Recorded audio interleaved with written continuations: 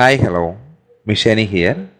ഇന്ന് നമ്മൾ നോക്കാൻ പോകുന്ന ടോപ്പിക്ക്, നിങ്ങൾ ഈ വീഡിയോ കണ്ടു കഴിഞ്ഞാൽ തീർച്ചയായും നിങ്ങളുടെ ഈ ബന്ധം, നിങ്ങൾ ആ മനസ്സിലുദ്ദേശിക്കുന്ന വ്യക്തിയായിട്ടുള്ള നിങ്ങളുടെ റിലേഷൻഷിപ്പ് പഴയ പോലെ ആകും എന്നൊരു 50% ഉറപ്പ് എനിക്ക് തരാൻ പറ്റും. കാരണം ഇത് നിങ്ങളുടെ എനർജിയാണ്, നിങ്ങളാണ് ഇതിനെ സത്യസന്ധമായിട്ട് വിശ്വസിക്കേണ്ടത്. അത്തരത്തിൽ നിങ്ങളത് മാനിഫെസ്റ്റ് ആകുമ്പോൾ അത് നിങ്ങളിലേക്ക് വരിക, അതാണ് സംഭവിക്കുന്നത്. കുറച്ച് പേരൊക്കെ എന്താ പറയുക, ഇത് സെറ്റായില്ല എന്ന് പറഞ്ഞ് എനിക്ക് താഴെ നെഗറ്റീവ് കമൻ്റ് അടിക്കാൻ നിൽക്കരുത്. ഞാൻ നിങ്ങളോട് ആദ്യമേ പറയുന്നു, നമ്മുടെ വീഡിയോസിൽ കത്തിവെപ്പ് ഉണ്ടാകും. ഇത്തരം കാര്യങ്ങളെല്ലാം കേട്ട് കഴിഞ്ഞിട്ട് പിന്നെ എനിക്ക് വീണ്ടും മെസ്സേജ് അയച്ച് ഇയാൾ ഭയങ്കര ബോറാണ്, അതാണ് ഇതാണ്. ഞാൻ ആദ്യമേ പറയുന്നുണ്ടല്ലോ സുഹൃത്തെ, ഞാൻ ബോറാണ്, താല്പര്യമുണ്ടെങ്കിൽ മാത്രം കണ്ടാൽ മതിയെന്ന്. പിന്നെ നിങ്ങൾ മെസ്സേജ് അയക്കുമ്പോൾ OMKV എന്നൊക്കെ ഞാൻ ചിലപ്പോൾ അയക്കും. കാരണം എൻ്റെ സ്റ്റാൻഡേർഡ്, നിങ്ങൾ എത്തരത്തിലാണ് എന്നോട് പെരുമാറുന്നത് അതാണ് എൻ്റെ സ്റ്റാൻഡേർഡ്. ഓക്കെ, നിങ്ങൾ നല്ല രീതിയിലാണ് പെരുമാറുന്നെങ്കിൽ അത്തരത്തിൽ ഞാനും വരും. ഇതെൻ്റെ ചാനലാണ്. ഞാൻ എവിടെ നിന്ന് കടവും വായ്പയോ വാങ്ങിയ ചാനലല്ല. എൻ്റെ ചാനലിൽ ഞാൻ എനിക്ക് ഇഷ്ടമുള്ളത് പറയും. നിങ്ങൾക്ക് വേണമെങ്കിൽ ഫോർവേഡ് അടിച്ച് കാണാം, അല്ലെങ്കിൽ കാണാതിരിക്കാം, അതൊക്കെ നിങ്ങളുടെ ഇഷ്ടമാണ്. അല്ലാതെ നമുക്കിട്ട് താങ്ങാൻ നിന്നാൽ ഞാൻ കയറി മാന്തും. ഓക്കെ, അത് തീർച്ചയായിട്ടും പറയുകയും ചെയ്യും. നെക്സ്റ്റ് വീഡിയോയിൽ ഞാൻ പറയുകയും ചെയ്യും.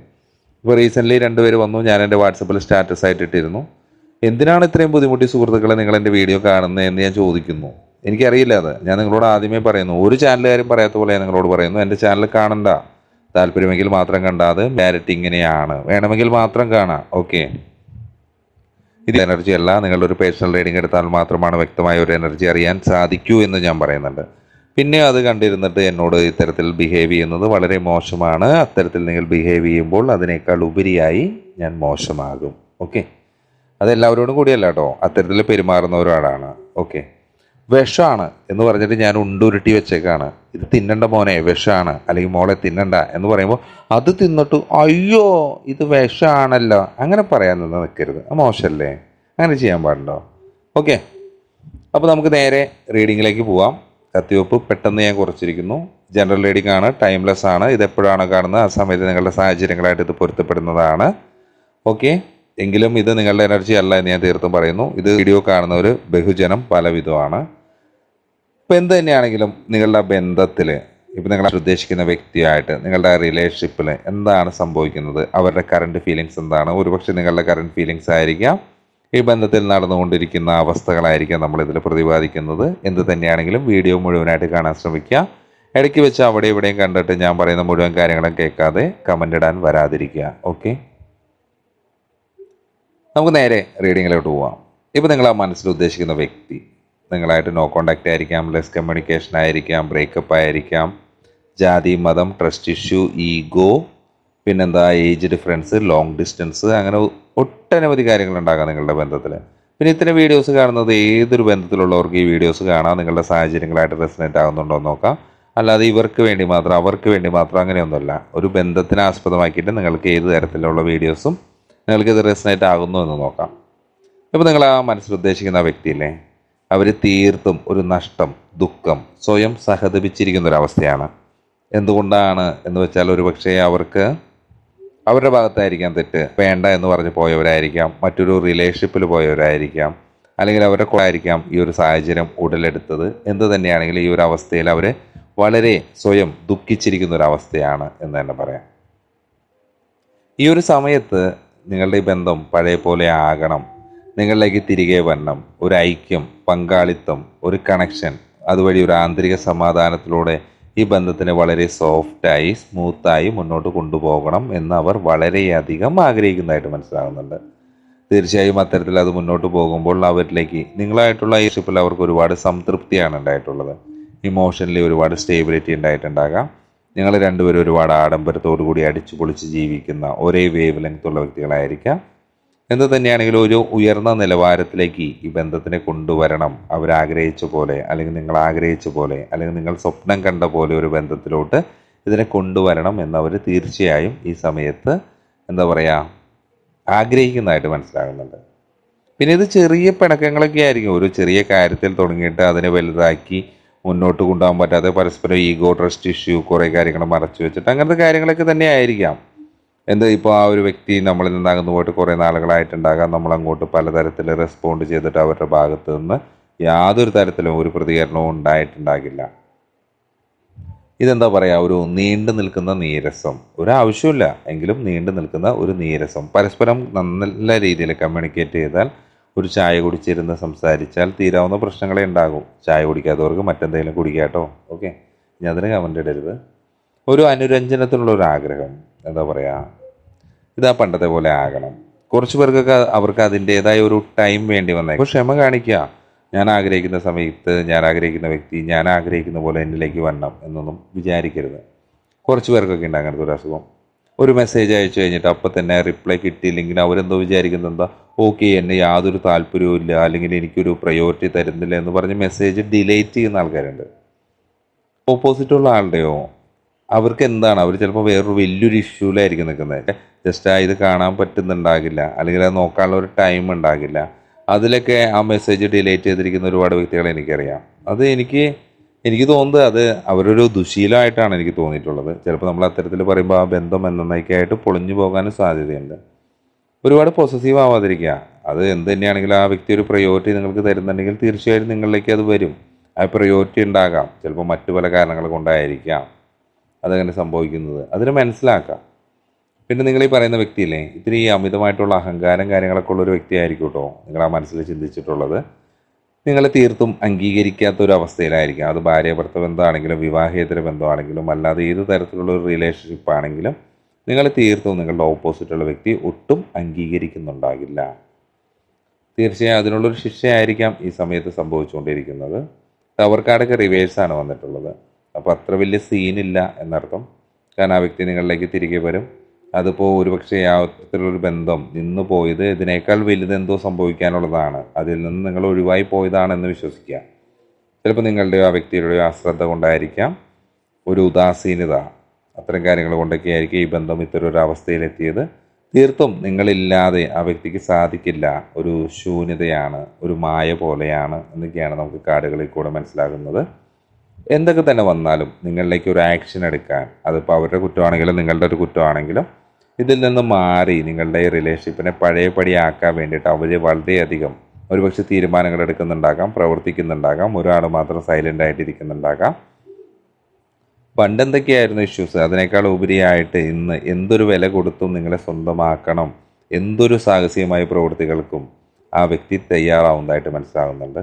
ഇപ്പോൾ ഈ ഒരു അവസ്ഥയിൽ ഈ ബന്ധത്തിന് വീണ്ടും കൂട്ടിച്ചേർക്കുക എന്നൊരു അവസ്ഥ, എന്നൊരു തീരുമാനം മാത്രമാണ് അവരെടുത്തിട്ടുള്ളത്. ഈ സമയത്ത് അവർ പണ്ട് എന്തൊക്കെയോ കാര്യങ്ങളെ പേടിച്ചിരുന്നെങ്കിൽ ആ തരത്തിലുള്ള ഭയം ഇല്ലാതാകുന്നൊരവസ്ഥയാണ്.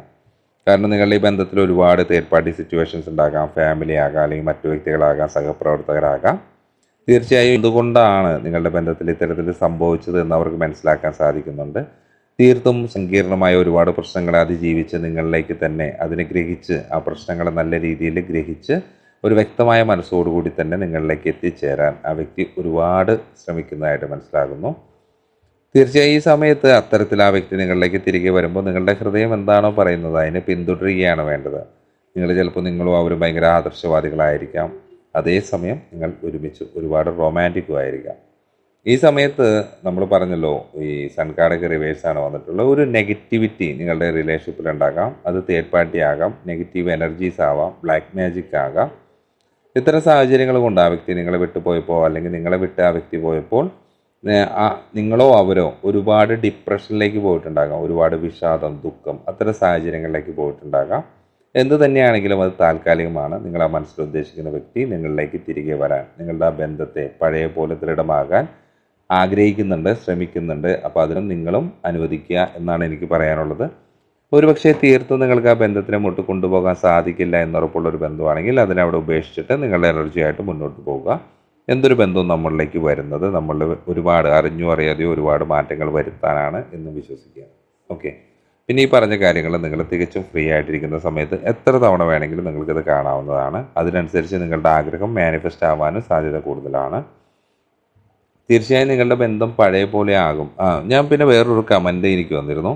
കമൻറ്റ് എന്ന് പറയുമ്പോൾ ഞാൻ 33 22 മണിക്കൂർ 11 മണിക്കൂർ അങ്ങനെ കുറച്ച് വീഡിയോസ് ഇട്ടിരുന്നു. അപ്പോൾ അതിന് താഴെ ഒരുപാട് കമൻറ്റ്സ് ഉണ്ട്. ആ കമൻറ്റ്സ് എല്ലാം വായിച്ചു നോക്കി നിങ്ങൾക്ക് റെസനേറ്റ് ആകുന്നെങ്കിൽ മാത്രം നിങ്ങൾ കണ്ടാൽ മതി. ആദ്യം തന്നെ നിങ്ങൾക്കാണ് ഒരു വിശ്വാസം വരേണ്ടത്. ആ വിശ്വാസം നിങ്ങൾക്കില്ലെങ്കിൽ പിന്നെ അത് മുന്നോട്ട് പോകാനുള്ള ഒരു സാധ്യത ഇല്ല എന്ന് തന്നെ പറയാം. അപ്പോൾ കഴിഞ്ഞ വീഡിയോസിൽ ആ വ്യക്തി നിങ്ങളെ വിളിക്കുമെന്ന് ഞാൻ പറഞ്ഞൊരു തംബ്നെയിലിനോട് കൂടി ഇട്ടേൽ ഏതൊരു വ്യക്തിയാണോ പെണ്ണോ എന്ന് എനിക്കറിയില്ല. ആ വ്യക്തി എനിക്ക് കമൻ്റ് അയച്ചത് നിൻ്റെ അച്ഛൻ വിളിക്കും എന്നാണ് പറഞ്ഞത്. നിൻ്റെ അച്ഛൻ എന്ന് പറയുമ്പോൾ എൻ്റെ അച്ഛൻ. ഞാനൊരു യൂട്യൂബ് ചാനൽ തുടങ്ങി ഞാൻ ഇത്തരൊരു വീഡിയോ ചെയ്യുന്നതുകൊണ്ട് എൻ്റെ അച്ഛന് തെറി പറയേണ്ട ആവശ്യമില്ല. അപ്പോൾ ഞാൻ അദ്ദേഹത്തിന് കൊടുത്ത മറുപടി എൻ്റെ അച്ഛൻ നിൻ്റെ അച്ഛൻ വിളിക്കും എന്നാണ് പറഞ്ഞത്. നിൻ്റെ അച്ഛൻ വിളിച്ചു എന്നാണ് വിളിക്കും എന്ന് അങ്ങനെ എന്താ പറഞ്ഞത്. തീർച്ചയായിട്ടും ആ പറഞ്ഞ എന്താ പറയുക നല്ല നല്ല സംഭാഷണവും നല്ല മനോഹരമായ ആ വ്യക്തിയുടെ ഉടമ നല്ലൊരു ഹൃദയത്തിലുള്ള ആ വ്യക്തി അവന് ഞാൻ കൊടുത്ത മറുപടി അവനോ അവളോ ആരും ആയിക്കോട്ടെ അവർക്ക് ഞാൻ കൊടുത്ത മറുപടി ഒരു പക്ഷേ എൻ്റെ അച്ഛൻ വിളിച്ചു എന്നാണ് പറഞ്ഞത്. എൻ്റെ അച്ഛൻ വിളിച്ചത് ഒരു പക്ഷേ അവരുടെ അമ്മ എൻ്റെ അച്ഛൻ്റെ കൂടെ ആയിരിക്കും. അപ്പോൾ ഇതിനെങ്ങനെയും തിരിച്ചു കൊണ്ടുപോകുമോ എന്ന് പറയാൻ വേണ്ടിയിട്ടായിരിക്കും ചിലപ്പോൾ എൻ്റെ അച്ഛൻ അവരെ വിളിച്ചത് എന്നെനിക്ക് തോന്നുന്നു. അത് ഞാൻ ആ കമൻറ്റിൽ നോട്ടിഫൈ ചെയ്തിട്ടുണ്ട്, വാട്സപ്പിൽ ഇട്ടിരുന്നു. അതിനുശേഷം അവന് എന്തോ ഞാൻ പറഞ്ഞില്ലേ പണ്ട് നമ്മുടെ ആ അസുഖം മൂലം നക്ഷത്രത്തിൽ മൂക്കുറ്റി അരച്ച് ചേർത്ത് അത്തരൊരു അവൻ്റെ അസുഖം മാറിയെന്ന് തോന്നുന്നു. അതുപോലെ മാറിയിട്ടില്ലെങ്കിൽ അവനോ അവളോ ആരാണെങ്കിലും വീണ്ടും തിരികെ വരാൻ ഞാൻ പറയുന്നു. എനിക്കും മതിയായിട്ടില്ല, നിന്നോട് കുറച്ചും കൂടി സംസാരിക്കണം എന്നൊരാഗ്രഹം എനിക്കുണ്ട്. അപ്പോൾ തീർച്ചയായിട്ടും നീ ഇത് വീഡിയോ വീണ്ടും കേൾക്കുന്നെങ്കിൽ വരാം. എന്തോ ഭാഗ്യത്തിന് നിൻ്റെ പേര് കറക്റ്റ് എനിക്ക് കിട്ടിയില്ല, നീ വേറെ ഏതോ മെയിൽ ഐ ഡിയിലാണ് ഇട്ടിരിക്കുന്നത്. അത് നിൻ്റെ ഭാഗ്യം എന്ന് നീ വിചാരിക്കാം. അല്ലെങ്കിൽ നിൻ്റെ മൂക്കുറ്റി ഒരുപാട് നിനക്ക് ചിലവായേനെ. ഓക്കെ, ആണുങ്ങളെ പോലെ സംസാരിക്കുക, അല്ലെങ്കിൽ പെണ്ണുങ്ങളാണെങ്കിൽ പെണ്ണുങ്ങളെ പോലെ സ്ട്രെയിറ്റ് ഫോർവേഡായിട്ട് സംസാരിക്കുക, കാര്യങ്ങൾ പറയുക. നമ്മുടെ ഒരു വീഡിയോ വരുന്ന സമയത്ത് ഇത്രയും ലെങ്ത് ഉണ്ട്, നമ്മളിതിൽ ഇത്തരത്തിൽ കത്തിവെപ്പുണ്ട്, കാര്യങ്ങളുണ്ടെന്നൊക്കെ അറിഞ്ഞിട്ട് വെറുതെ അതിരുന്ന് കേട്ട് കഴിഞ്ഞിട്ട് പിന്നെയും ചൊറിയുന്നവരെ മൂക്കുറ്റി ഒരുപാട് ചിലവാകും. ഓക്കെ, അപ്പോൾ ഞാൻ ഇത്തരത്തിലൊരു വീഡിയോ എടുക്കുന്ന സമയത്ത് ഞാൻ ബാഡാണെന്നൊന്നും വിചാരിക്കരുത്. നിങ്ങൾ എത്തരത്തിലാണ് എന്നോട് പെരുമാറുന്നത്. എൻ്റെ ഡാഡിക്ക് വിളിച്ചാൽ ഞാൻ നിങ്ങളുടെ മമ്മിക്ക് വിളിക്കും എന്ന് പറയുന്ന പോലെയാണ് എൻ്റെ എനർജി. എന്ന് വെച്ച് ഞാൻ വലിയൊരു ബ്രഹ്മാണ്ട സംഭവമൊന്നുമല്ല. വിളിച്ചാൽ തിരിച്ചു വിളിക്കും. ഓക്കെ, അത് ആരാണെങ്കിലും വിളിക്കും, ഇനിയും വിളിക്കും. ഓക്കെ, ഇത് എൻ്റെ ചാനൽ, ഞാൻ എനിക്ക് ഇഷ്ടമുള്ളത് പറയും. താല്പര്യമെങ്കിൽ കാണാം, അതൊക്കെ നിങ്ങളുടെ ഇഷ്ടമാണ്. എൻ്റെ ചാനൽ വേണമെങ്കിൽ സബ്സ്ക്രൈബ് ചെയ്യാം. സ്ട്രെയിറ്റ് ഫോർവേഡാണ്, ഞാൻ പറയാനുള്ളത് പറയും. തിരിച്ചു വരുന്നതിന് ഞാൻ അതേപോലെ തന്നെ മറുപടി കൊടുക്കും. ഒളിച്ചു നിൽക്കുന്ന പരിപാടി കാര്യങ്ങളൊന്നുമില്ല. അപ്പോൾ ഇതാണ് നമ്മൾ ഇതേപോലെ ഇത്തരം ടോപ്പിക്കിൽ ഒരുപാട് വീഡിയോസ് ചെയ്തിട്ടുണ്ട്. പിന്നെ നമ്മൾ 11 മണിക്കൂറിൻ്റെ 22 മണിക്കൂറിൻ്റെ ചെയ്തിട്ടുണ്ട്. അതുപോലെ തന്നെ 33 മണിക്കൂറിൻ്റെ തീർച്ചയായിട്ടും ഒരു 2 ദിവസത്തിനുള്ളിൽ ഞാൻ ആ വീഡിയോയും കൂടി അപ്ലോഡ് ചെയ്യുന്നതാണ്. അപ്പോൾ കാണുന്നവർ 11 മണിക്കൂറിൻ്റെയും 22 മണിക്കൂറിൻ്റെയും 33 മണിക്കൂറിൻ്റെയും മുഴുവനായിട്ട് കാണാം. അതിലൊരു പരസ്യം ഉണ്ടെങ്കിൽ പരസ്യം വരെ മുഴുവനായിട്ട് കാണാമെന്നാണ് എനിക്ക് പറയാനുള്ളത്. നല്ല രീതിയിൽ എനർജി എടുത്തതിന് ശേഷം മാത്രം ആ വീഡിയോ കാണാം. നിങ്ങൾക്ക് തീർച്ചയായും റെസൊനേറ്റ് ആകും. പിന്നെ ഇത്തരം എല്ലാ വീഡിയോസിന് താഴെ വരുന്ന കമൻസും കൂടി നിങ്ങൾ വായിക്കുക. അപ്പോൾ നിങ്ങൾക്ക് മനസ്സിലാവും എത്രത്തോളം അത് മറ്റുള്ളവർക്കുണ്ട്. നിങ്ങൾക്ക് തന്നെ വിശ്വാസമില്ലാത്തൊരു കാര്യം നിങ്ങൾക്ക് റെസൊനേറ്റ് ആവാനുള്ള സാധ്യത കുറവാണ് എന്നും കൂടി മനസ്സിലാക്കുക. അപ്പോൾ ഇതായിരുന്നു നമ്മുടെ ചെറിയൊരു കത്തിവെപ്പ് മിഷാനിയുടെ റീഡിങ്. അടുത്തൊരു വീഡിയോ ആയിട്ട് നമ്മൾ വീണ്ടും കാണുന്നവരെ ബൈ ഫ്രം മിഷാനി.